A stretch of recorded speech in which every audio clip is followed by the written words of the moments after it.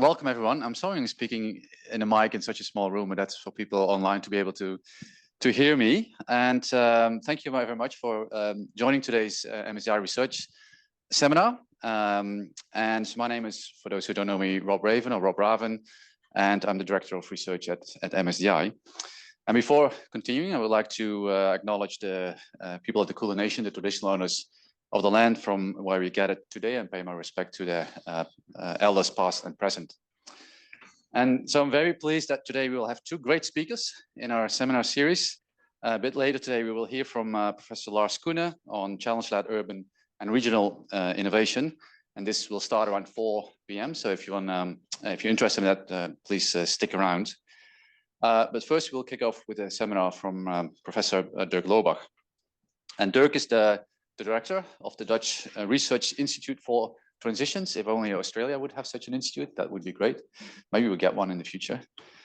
And he's also a professor of socioeconomic transitions at the Faculty of Social Sciences at Erasmus University in Rotterdam. So Dirk is well known for his very influential work on transition management, which is a new form, a relatively new form. Not anymore. I still say new. I was going to ask. It's an fairly old form of governance for sustainable development. You've authored many influential papers on this, and you also give a lot of keynotes on this topic as well, including last Monday, where Dirk kindly spoke in our affiliates lounge event. And perhaps more than any other professor I know, Dirk is also, I would say, you're extremely passionate about making an impact, making a difference, not through your research and that of your institute. And sometimes I think you call yourself a pracademic or a scientivist, which are great words to indicate that you're not just a traditional researcher, but work with industry and policy makers and communities. And Dirk, I mean, you don't shy away from radical thinking. This is also present in all sort of the action-based research projects that you've done, from the local scale of a Rotterdam neighborhood all the way to the European scale through European research projects. I've had the pleasure knowing Dirk for quite a long time now, and I'm very pleased that you made the trip all the way from the Netherlands down to Melbourne to talk to us today. So before we continue, a few practicalities. Dirk will speak. You will speak for about 30, maybe 35 minutes. Then there will be room for Q&A. I think Paris, you will keep an eye on the chat for online questions, and I will moderate the Q&A afterwards. And we'll close this session at 3:30, and then there's a 30-minute break where we can sort of chat and have some coffee, and then we'll go on with Lars's presentation. So please, Dirk, the floor is yours. Thanks, Rob. Very kind. I also have, this is like an echo chamber. Should I turn it down, or is this the right volume? I don't know. I don't know if I can do it. Where's May when you need her? Where? No, that's the on and off. Just don't speak too much. Just don't. Better? Yeah, okay, let's do it like this. Okay. Thanks for the kind introduction, Rob, and thanks for having me. Yeah, maybe there's sort of a volume button somewhere. I don't know. I'll do it like this. Thanks for having me. I think indeed I have to update this bio because when I did my PhD, it was on transition management, and I had to introduce it somehow, and I was fed up with the word transition management. But I spent 7 years trying to find a better word, and I couldn't come up with anything else than governance, which is also not really what it is. I think what transition management, transition governance is a kind of a logic of research as social change. And what I spent my 23 years of being an academic that is also an activist on is developing methodologies and an academic or scientific legitimization for something that the mainstream academia doesn't consider to be science. and that mainstream management and policy making don't understand, because it's all about taking risks, trying out things with uncertain outcomes, and challenging the existing regime, as we call it. And that's so it's uncomfortable in a policy context, it's uncomfortable in an academic context, but it's the most fun I can imagine.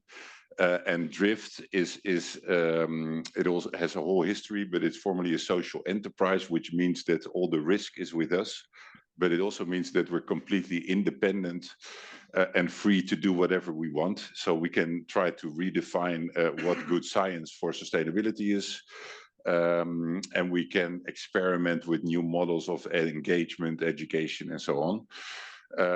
And one of the outcomes is that we now also have an institutional experiment at our university. I've been exploring this week a lot of the similarities with MSDI. And we develop a kind of transition research that I will explain today in a way to transform the university so that it can be a safe home for more academics and scientists. We have, like, I want to speak for 30 minutes, but if you want to interrupt, I'm fine with that. I would rather use the hour for an interesting conversation.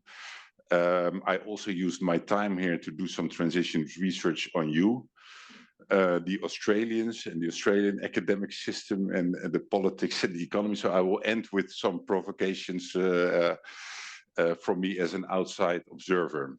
And for those of you that were here Monday, I skipped most of it. For those of you that weren't here, I included at least some of the core ideas. So bear with me if you were there on Monday.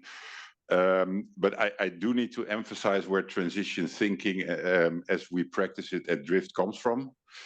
It comes from an environmental and social sense of urgency, going back to the Club of Rome and the environmental movement, but also just looking at the biodiversity and climate science, telling us that we are entering an existential danger zone. And every year we try to come up with a darker shade of red to indicate that it's really existential. And as we all know, scientifically, we are putting carbon in the atmosphere, and we are unraveling ecosystems.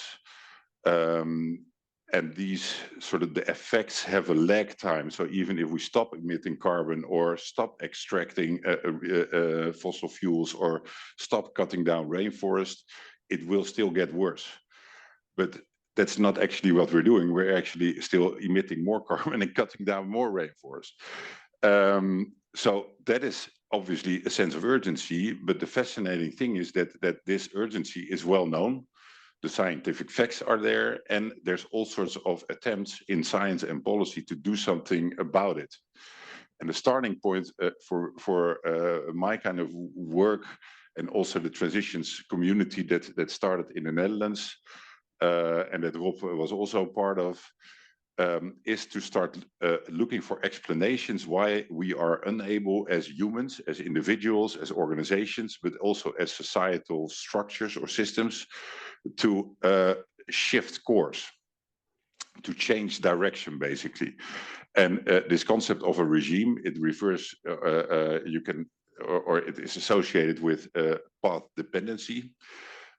We use it at Drift to refer to the dominant culture, structures, and practices that develop in a certain context. So in a context where we as humans interact, we develop shared language or discourse or values. So this is how it is. This is considered normal. The norms, you could say. We develop structures to make our lives easy. So we build infrastructures, we create organizational structures, we make agreements and policies and regulations, and we develop certain routines. And those three dimensions interact. So you can think of the health system that emerged after the Second World War. We had technological innovation, we had population growth, we had all sorts of research that we had welfare increase. So what developed, at least in the Netherlands, but I think it's much similar, is a medical system that is really driven by technological innovation, by fixing people. We had to develop all sorts of financial incentives and structures around it, but also people start to expect that there is a healthcare system. So we live our lives, and when we get sick, we are dependent on the professionals, but it's, in a way, you could say, based on the concept of the absence of health or sickness, and then there is a whole system built to fix it. In the Netherlands, there's a big conversation about it because it becomes more and more expensive because we get more and more technological innovation and we can do more and more. And we get older and older, so it becomes unaffordable. But everybody expects still to be fixed when we... But you can also apply this concept to a university or to the fossil industry or to the Australian economy, which is built on extraction. So a culture that you could say the land and the resources are there for us to take. And you develop all sorts of structures in the economy. So you have a lot of people that became very rich by exploiting the resources that are basically from all of us. There's big companies, there's a mining industry, there's also sort of physical infrastructures like ports for export, and but also a lot of people are employed by it or profit from it, and it's also hardly challenged, you could say, because this is just how it is. So regime is a sociological concept. Anthony Giddens talks about structuration, but it makes our life easy, but it's also the start of an explanation why we are not escaping or not be able to address the fundamental problems that I showed in this picture. So the idea of transitions, because transitions are defined as a structural change of a regime. And there's historians that studied a lot of examples. The healthcare system wasn't always built on hospitals and specialists and technological innovation. It used to be a much more small scale, based on general practitioners. The energy system wasn't always like this with such large scale mining and extraction. The mobility system, we didn't always have cars. There was a time when we drove horses. So there's a lot of historical examples where we made major shifts in our socioeconomic systems, in our regimes. So the idea we started from is, okay, we need to understand how these regimes change. And we need to think about that in a fundamental way, we say radical way, because we need to understand the persistent problems, the problems that are embedded within the regime, rather than try to do the kind of problem solving that we saw in the first slide, which is about sustainability often. So we make sustainable development policies, or we try to improve efficiency, or we try to reduce waste, but those kind of efforts seem to become part of the existing regimes. So the idea of transition thinking is to explore the idea of actual transition, transformative change of the whole regime to a situation where it can be called truly sustainable in an ecological, but also in a social sense. So we talk about just sustainability transitions, socially equitable, but also in harmony with nature. Actually, maybe reducing CO2 and restoring biodiversity. I hear also a lot of conversation about net zero here. It's in Europe a quite contested concept because it actually fits in the dominant narrative of reducing CO2 within the existing context. And a lot of effort is then spent on making existing industries reduce carbon, which means you're investing more in the existing industries, potentially also prolonging their lifetime without having a very deep insight in whether it's actually possible. So a lot of the business strategies, especially in fossil or extractive industries, are based on carbon offsetting. And this is only about carbon. It's not about materials, resources, biodiversity. So this figure is the one we use to sort of summarize what a transition is for us. It's basically the process where a regime is always dynamic. So there's organizations that operate within this regime context, but we have societal conversations. So we change how we think or talk. Obviously, people also adapt their routines, they change their behavior. But the normal condition is that a regime provides societal stability, which is also what it should do, because it is what makes society. Otherwise, we go back to harvesting food and energy ourselves all the time. So the normal condition is dynamic equilibrium, optimization. And there's nothing wrong with optimization, it's just improving the situation.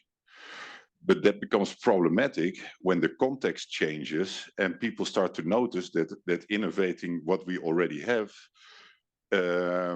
doesn't get us there.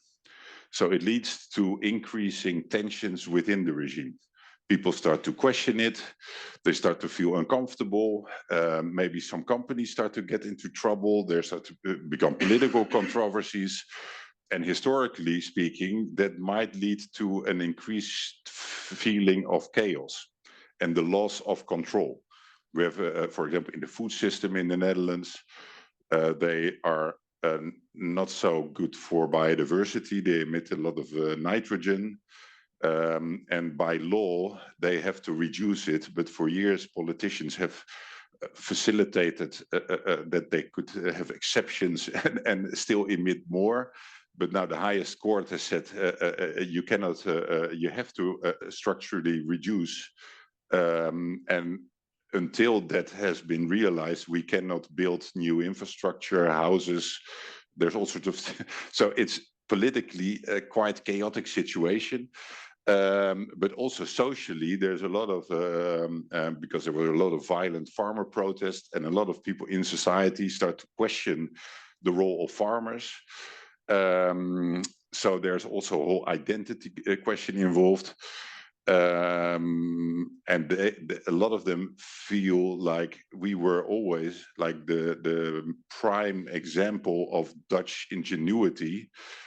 Like in the water sector, we were very famous for our productive food system, and now suddenly we are delegitimized. And historically speaking, that is sort of a dynamic that you cannot contain or control, and it inevitably will also lead to breakdown or phase out. We stop doing certain things, we stop investing in certain things, certain business model will go bankrupt. Certain things become maybe not normal anymore. The flip side is that even when it's very stable, there's always people that will start to challenge it, or outsiders that come by and say this is not normal, or they change their behavior. And gradually, especially if the pressure increases, more and more people will start to join, will also support it, will maybe invest in it, entrepreneurs will join. And over time, you will see that, and Schumpeter would say, a new combination, some elements of the old and some of the emerging elements of the new will form a new regime, again, going into a cycle of transition on the longer term. Historically, these processes are very long term, which means that to start to reflect on a regime and dynamics, you also need a very long-term scope, and we talk about decades. At the same time, there's a lot of short-term dynamics that drive it. It's not a linear process, so it can go back and forth, and it's also a very ambiguous process. So we drew also a lot of small arrows in to indicate where individuals or how individuals can move through this space. So some people might feel they've already gone through a transition, and others might say, well, I see no transition at all, and others feel I'm pioneering and nobody understands me. And some might have a breakdown, but that's and the second thing is that historically we can reconstruct a transition pattern. So we can describe a transition from A to B. I gave a couple of examples. But right now, we don't know. So our work as transitions researchers is using these concepts of transition, hypothesizing that we are in transition. And formulating that hypothesis, but also discussing that with companies, governments, as a way to make sense of the changes that we are in, but also as a way to create destabilization, essentially, or to empower and stimulate the kind of transitions that we want. I hope you can still follow me. Before I go into a number of practical examples, I want to stress that we see transitions not as a technological innovation process, but as a process of social change, in which obviously technology plays a very important role, but they are emotional in a way. So most people don't think about regimes or transitions. We just live our life. We are busy enough with other concerns. So if we are faced with the message that it needs to change, or we need to stop driving such big cars or extracting fossil fuels or eating so much meat or whatever, people will start to feel what colleagues call transition pain. If people tell you to change your behavior, you will always find excuses why it's not necessary, or not now, why you would do it tomorrow, or but if it is also something that is at your core identity, like the farmers in the Netherlands, you might become much more violent and resistant to change. If your business model is in the current regime, obviously that's also a reason to resist change. Think of the climate doubt, or maybe political parties in a regime that feel threatened. On the other hand, one of my colleagues says chaos is embrace the chaos. But if you are pioneering, or if you're a social entrepreneur, or if you're an advocate of change, whether it's sustainability or something else, we just had an election in the Netherlands, which you can understand through the transition lens, and those people were really happy. A very extreme right-wing party won after 20 years being marginalized and suppressed, being in the niche, but now they basically mainstreamed, so they were cheering. And this creates also a dynamic in society that is historically always a recipe for disaster, for discomfort, polarization, adding to the feeling of chaos and moving out of equilibrium. So the idea of transitions, governance, management, activism, research, transition agency, you could say, is that we all individually can take these kind of transition lenses, try to enter into a context, whether it's an organization, a neighborhood, a system, try to start mapping transition patterns, try to understand where the persistent problems are, formulate an idea about desired transition, and then use backcasting to identify where is it already happening on a small scale. And then interact, engage those individuals that are starting to doubt, or that are already exploring, and try to make sense of transitions together, conceptually, but also practically, to just try out things, try using new words, try to create a new narrative, try to change the structures, create new networks, or change the conditions. or maybe start to do things in a different way. So the logic is basically based on looking at successful survivors of a historic transitions, you could say, policy entrepreneurs, social entrepreneurs, researchers, activists, that were able to somehow influence the outcome of transitions. And our working hypothesis is that it's possible to anticipate the kind of disruptions and chaos in a way to create semi-controlled kind of chaos that might actually provide a momentum for a shift to a substantially better state. But that's a working hypothesis, and we're still not sure. And I have to say that I'm also quite disappointed with the progress so far, because, well, I refer to the Dutch elections, but also our country is still pretty much locked into unsustainability. But we've made some impact on a significant scale on policymakers, on companies, on organizations, on neighborhood. So by now there's actually a lot of places in the Netherlands where I can show, okay, here the infrastructure changed, here the city policy shifted, here an organization completely transformed its internal logic. Here substantial amounts of money flow in a different direction. Here a regulation has been reformulated. Is it transition? Well, that's for future historians, as Frank Gils would say, but it is transformative change. And it is the kind of impact of applying transition lenses together with people that are in daily practice embedded in a certain domain can have. So I want to give a few examples. We boil this whole philosophy down to instruments and interventions. We have a whole toolkit of all sorts of scenario transition arena models. But we also use this X-curve figure. And basically we said, okay, if you look at what's happening in these different dimensions, then this is a dotted line because this is not here, but it's sort of an emerging sense of direction, questioning sustainability as a sustainable version of the present, and maybe replacing it with alternative visions of the present that are substantially more circular or renewable or whatever. There's also more and more evidence of alternative practices, technologies, social innovations.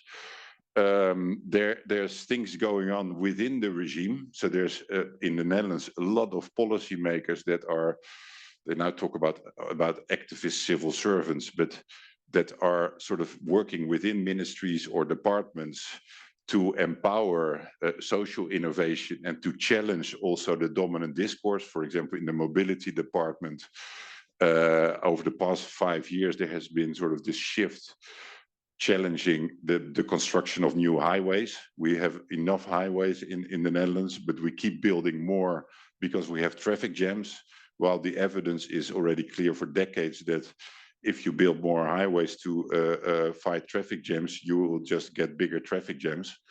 But it's a model, it's a financial model as well, and the whole institutional structure was geared to it. More and more civil servants have sort of lobbied internally, but it's also about just changing the rules of the game, changing your procurement rules, shifting tax regulations, diverting innovation funds, working together with new actors. So it's still policy and still regulation, but focused, oriented in a different way. And the most controversial one is to actually start to address phase out and to start thinking about policies for phase out, managed decline or exnovation, as they call it in research. So how we see these kind of interventions is to create sort of social learning moments or interventions. And the logic of reflecting on your own regime, understanding the inevitability of disruptive change and destabilization opens people's minds for alternative futures.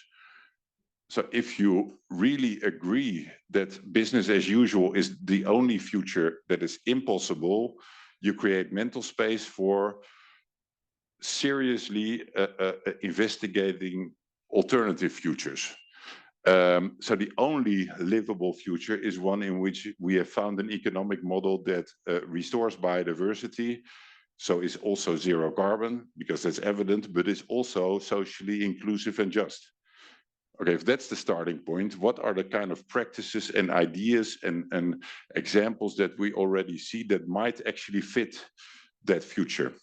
And what do we need to phase out? And going through this kind of sequence in a conversation or in a process changes people's outlook to the world, and that influences the decisions they make in their daily context. So yes, we also make visions or documents or strategies, but it's more about the social learning that takes place with the individuals that are involved in these kind of processes. So 3 examples. One is a project we did in the ministry. Sorry for the Dutch here, but the reports are in Dutch. And what we did is we organized the process for the Ministry of Infrastructure with 5 different groups of around 50 civil servants from 5 different ministries to reflect on the transition dynamics in their domains. So we called it the state of transition. And what we did is we just used the X-curve and we made indicators for the different types of dynamics. And we created these kind of visuals. Part of it was traditional research. So we started with interviews and a document analysis, and we did as researchers sort of a preliminary mapping. And then we had a lot of sessions with civil servants where they basically started to reflect on these kind of dynamics. Do we recognize them? What do we see happening in different sections? And what you see is that there is not one point in transition. So there are things happening in all sorts of directions. So they started to identify, yeah, there's innovations there, but there's also a lot of optimization still going on, but we also see some examples of there. So this is, for example, circular economy. So there's a lot of circular business models, companies making circular furniture or whatever, but the vast majority of the policies is still pretty much linear. But here, and this is 2017, so these are the old pictures, is the energy transition, where we saw a lot of signals that the wind, offshore wind, for example, was already institutionalizing, forming a new regime. This is climate adaptation. 2017, we did an update.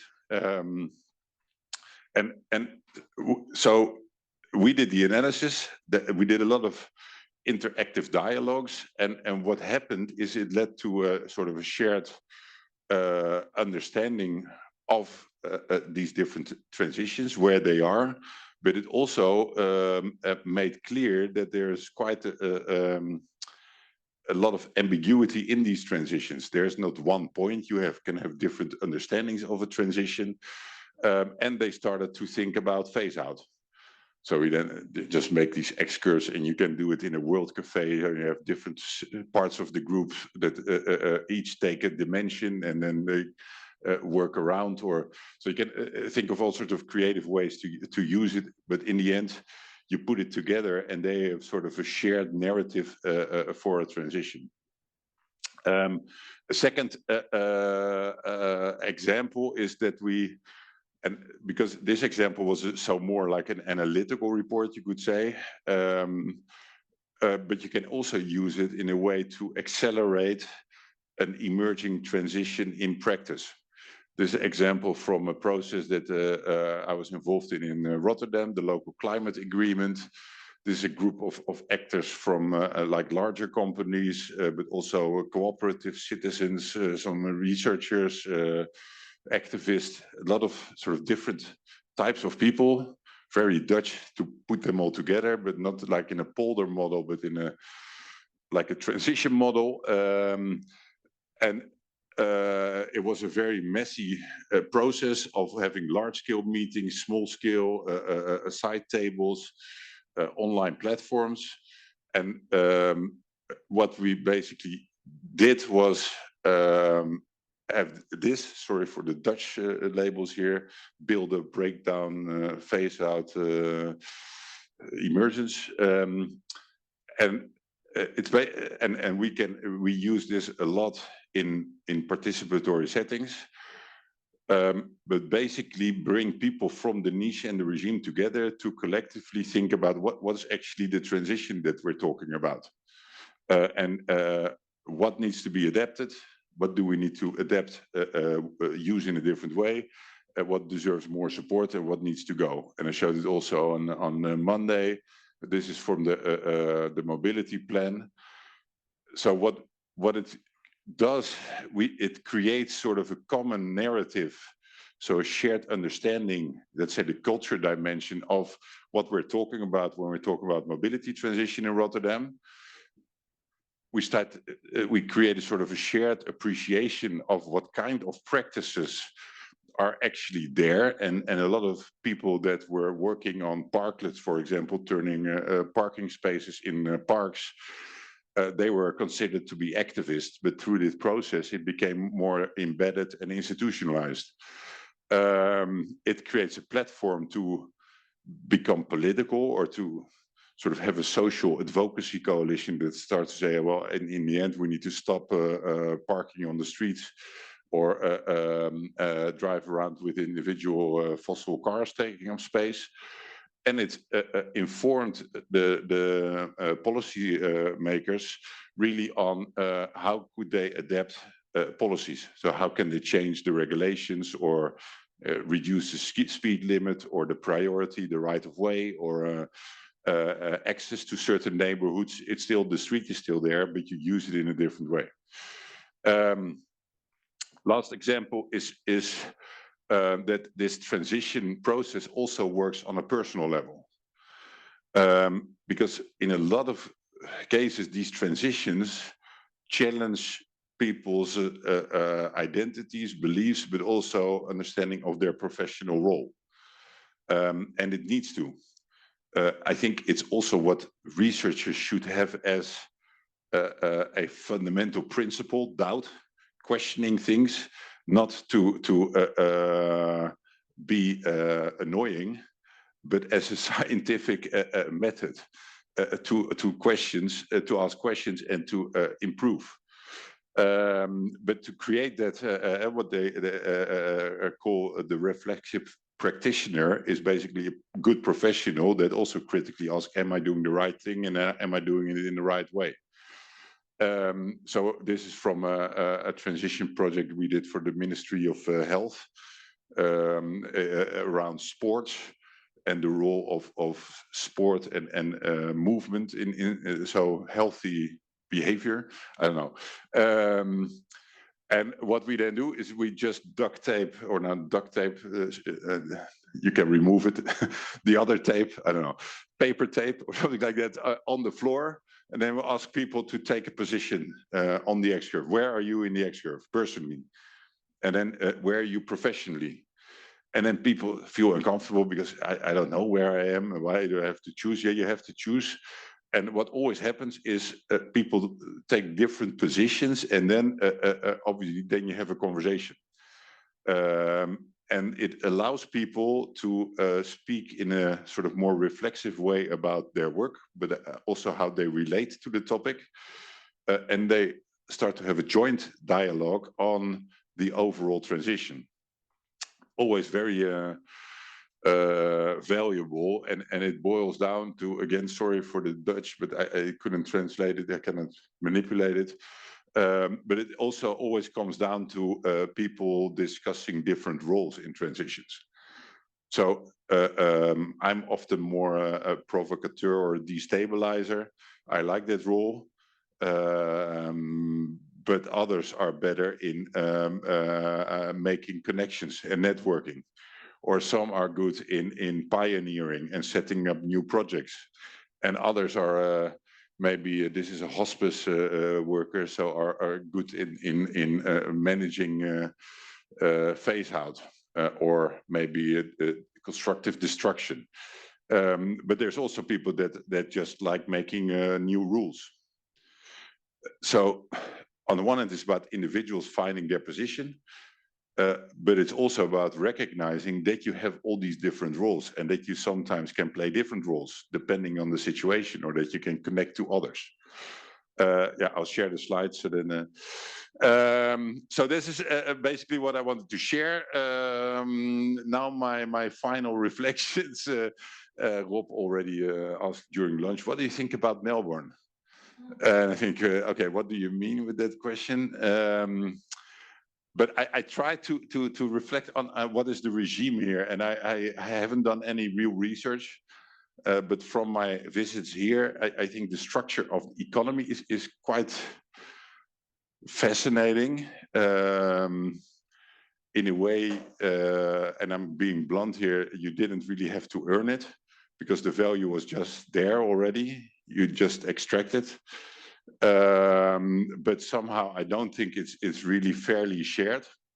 So there's a lot of philanthropy, I think probably also by people that just turned nature into private wealth. But it's sort of, it has all sorts of sides that make it fascinating. I also feel that it's not really common to challenge or critique the regime. I see signs everywhere and people just waiting for the red light, even if there's no cars, which is a micro example, but on the bigger scale, I feel also in the conversations, it's often about innovation, or let's do a vision. But then the vision is very comfortable. It's about challenging the regime or the path dependencies. I'm not sure, so I hope to be corrected in some cases, but otherwise, and it's also such a big country in the Netherlands, all these problems, because we also dig up, we get natural gas off the ground and we sell it, and then so we have similar kind of issues, or the agriculture system, which is like, but we don't have any space, so it hits us in the face, and we have to address it somehow. But here you can still ignore it or look away, or yeah. At the same time, if you look at all the climate and biodiversity signals, the policy commitments, and the pace of change through sustainable development goals and sustainability, it's evident that it doesn't add up. So either magically you can continue with this, or there is, which is much more likely, some kind of a disruptive phase happening to you, whether it's more ecological disaster, whether it's political intervention, whether it's societal collapse, or a combination of both. So the need to proactively think about what is going on and the regime that you're part of and how persistently unsustainable it is, it doesn't have a long-term future. Yeah.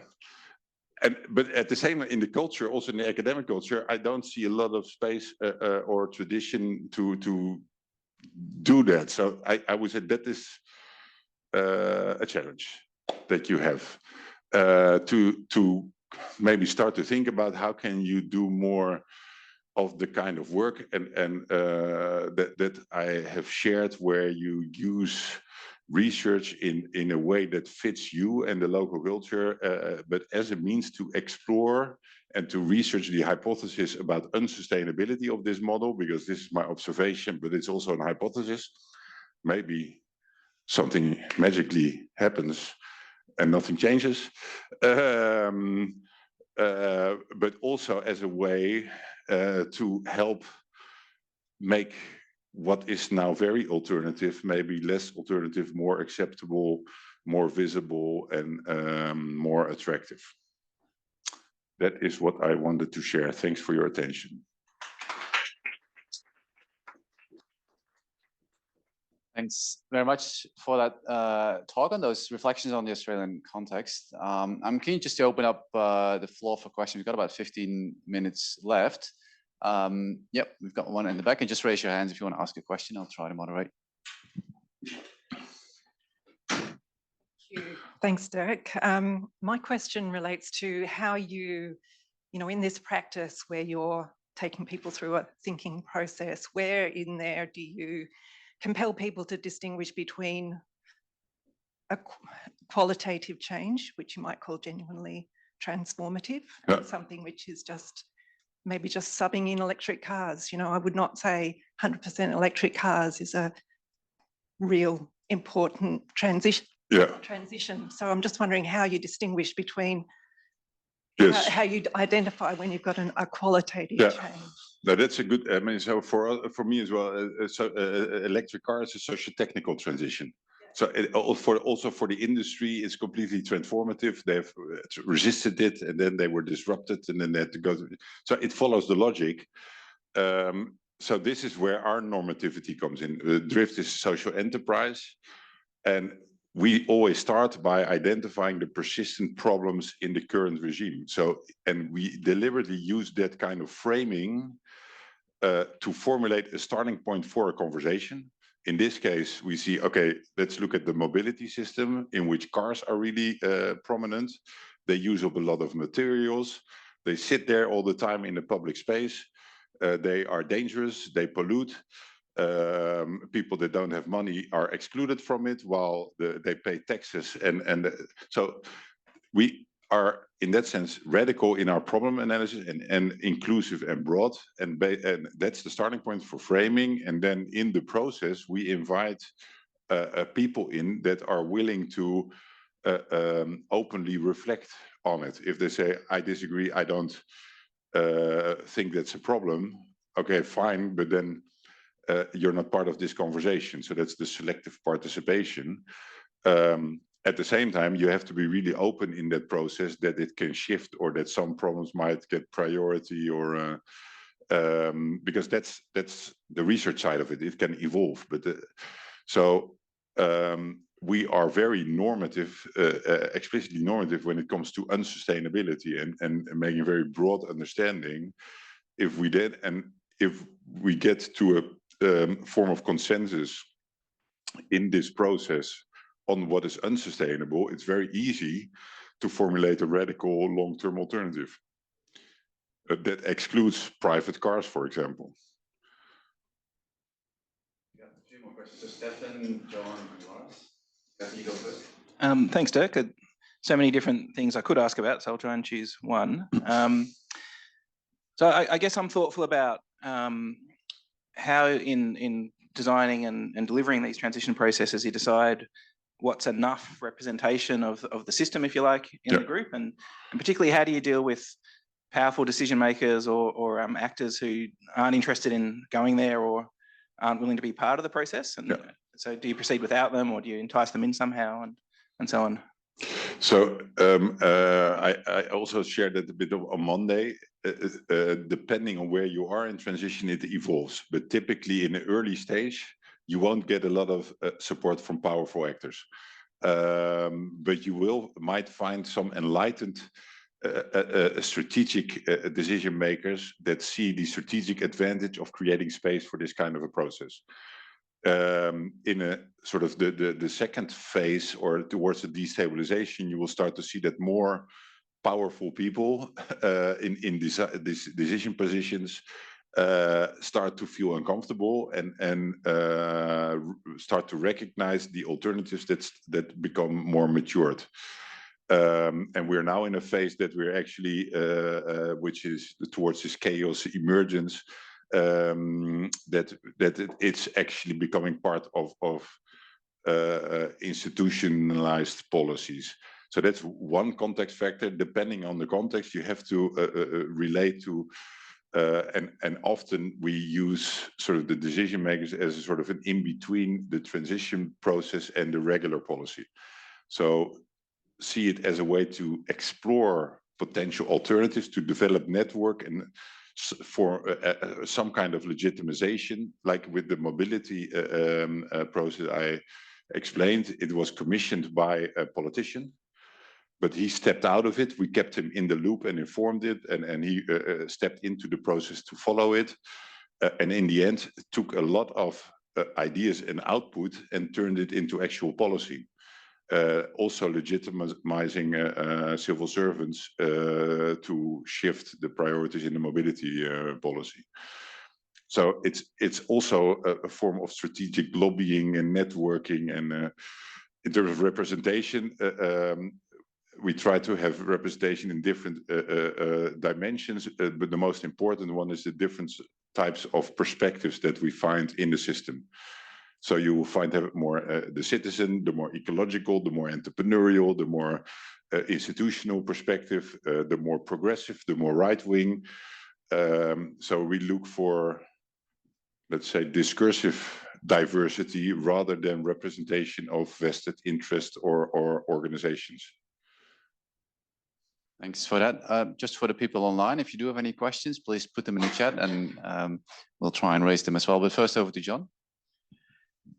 Yeah, thanks, Dirk. Well, I wish Liam was here because Liam, you met from Behaviour Change, because we're actually having our executive meeting today and we ended up having a debate about your lecture and Liam actually questioning the concept of chaos and disruption and whether that was a good way to go. He's destabilizing, I think. Destabilizing. And so I'll focus in on that, looking at it from a political perspective, having been a politician. None of what I've learned or felt as a politician would have led me to think that destabilization or chaos was an effective way to get change and transformation. But is it an effective way sort of to describe a certain feeling that you had sometimes in your political career? Certainly, and I can see sometimes when that is true, and in the politics you talk about the burning platform. So to get a change, yes, sometimes you need a burning platform. But what I'm interested in your views about is the impact of this on ordinary citizens, because in my experience, ordinary citizens are very scared of chaos and destabilization. And if you go down that path, it can actually lead to a kickback where you get a worse outcome. But actually, that is the problem. So we use these kind of labels to describe a type of state in society, and nobody wants chaos. I'm not advocating chaos.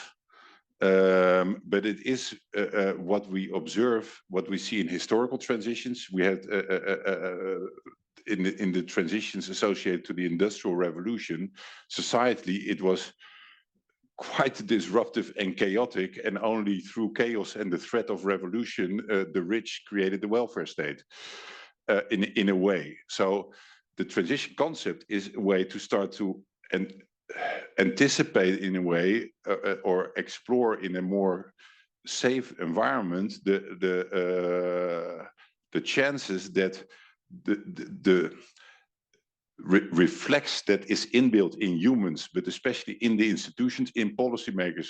Oh, there's emerging destabilization, instability, let's control it. Oh, we have COVID, let's save the economy, or let's stabilize or we have a financial economic crisis, we need to save the banks, or there's examples plenty. But that response might buy us time, but it also leads to more investment in a regime that is potentially inevitable or impossible to sustain on the really long term. Then you will only sort of add more energy and resistance against change, and then the release, we learned from complexity theory, is only bigger. So it's only shifting the chaos to your predecessor who is next in office. So yes, within your political term, you might restabilize, but yeah, the kind of economic change that is needed to become truly sustainable is so fundamental. Yeah, it will force people out of their comfort zone one way or another, and it will end the business model of the wood bridges, or what's their name, or Woodside, or yeah, I mean, yeah. But it also, like in the Netherlands now happened, the established political ideologies don't have any story about deep economic transformation. What happened is that they, in the end, got chaos. They were able to suppress the chaos of the populist revolution for 20 years, but didn't proactively transform themselves in a genuine way. Yeah. So we used as a model to describe and not to advocate, because ideally the idea is that we go through the inevitable transformation in a least disruptive way. Yeah. No, he's not convinced. He's thinking about it. He's destabilizing.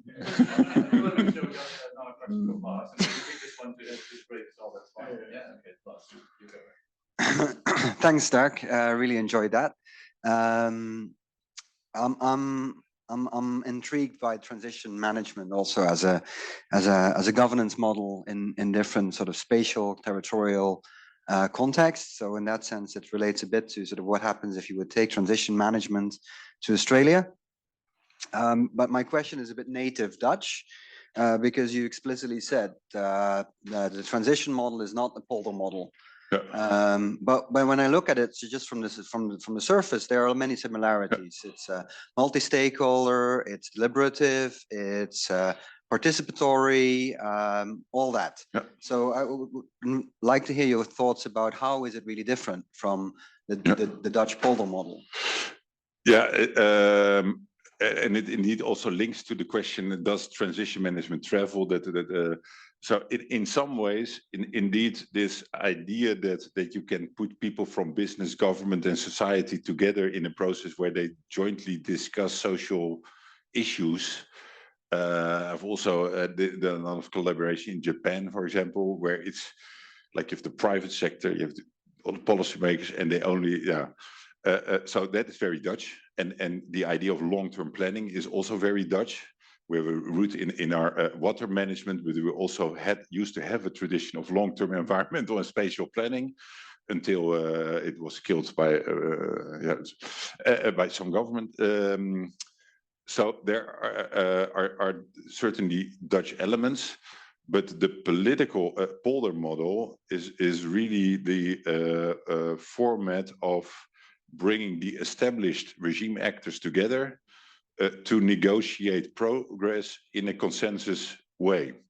And if you do that, that is at the heart of what path dependency is basically, because no one will say, okay, let's terminate me because I'm so it's very much an innovation and improvement oriented model based on vested interest. So what we did was we say, if the vested interest is transformative change on the long term, let's involve the vested interest in transition, you could say, so the actors that are already challenging or exploring alternatives. And then the consensus is also there, but the consensus is on the need for and the inevitability of transition and the long-term direction.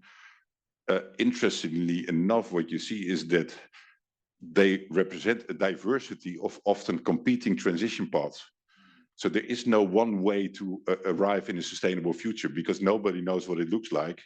And you might get there through cycling or through shared cars or through electric cars, maybe.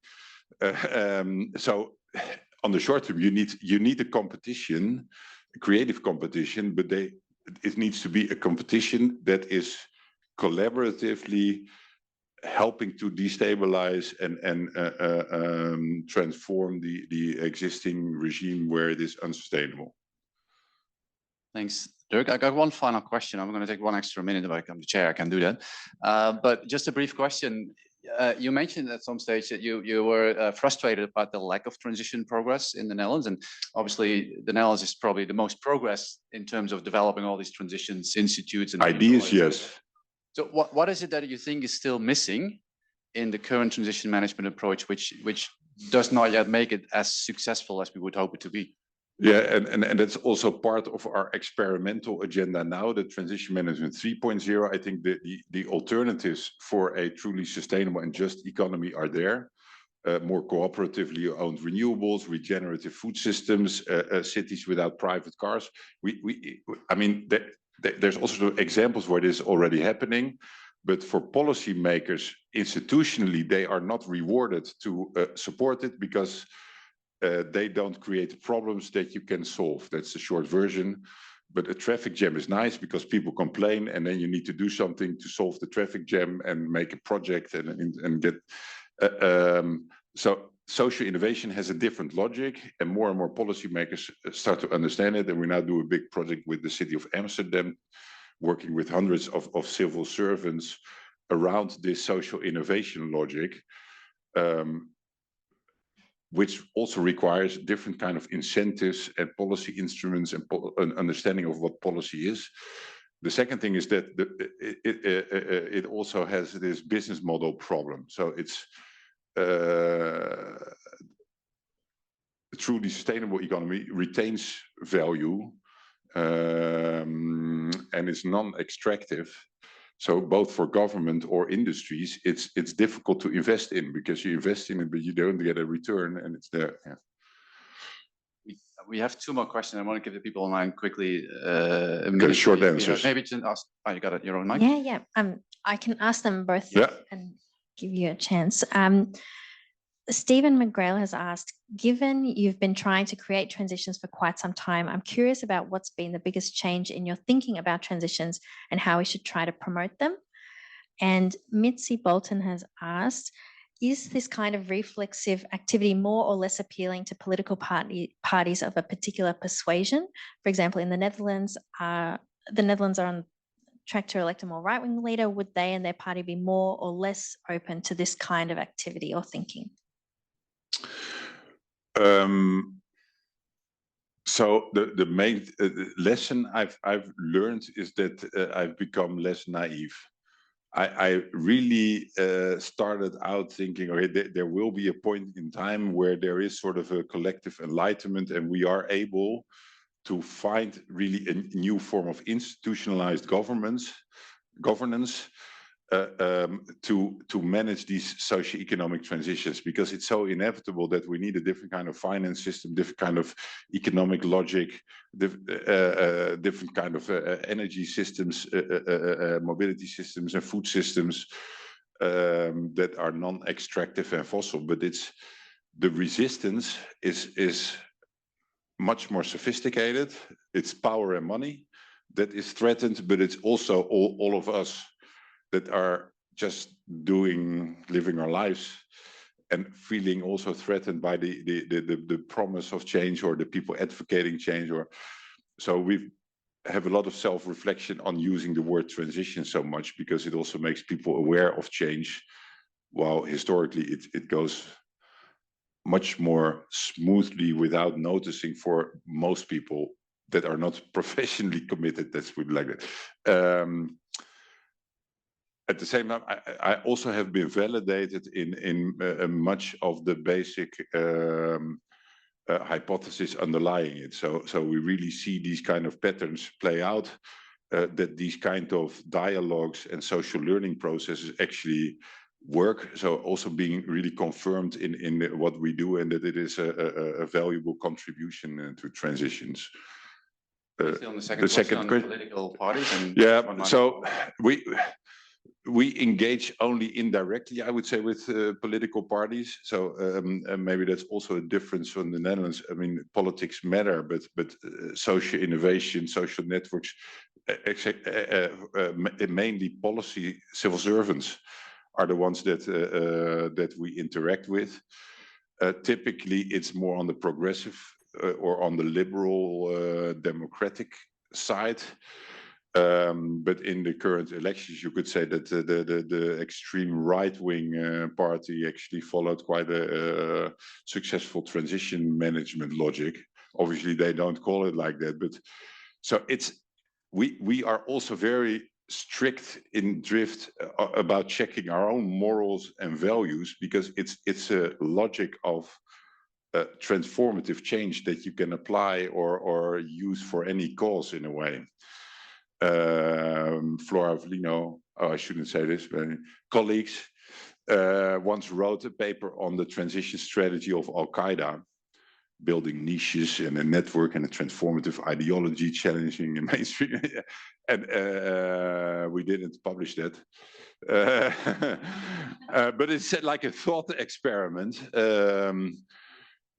Yeah, which also underlines that it is quite a generic understanding of how communities or societies move through this process historically of sense making. It takes us a long time as humans together to come to our senses basically, and to agree then on what the direction is, and then to enact it. Yeah, and obviously you have the more progressive politicians and the more conservative ones. The failure of Dutch politics now shows that the progressive politicians are basically also still optimizing on old ideologies.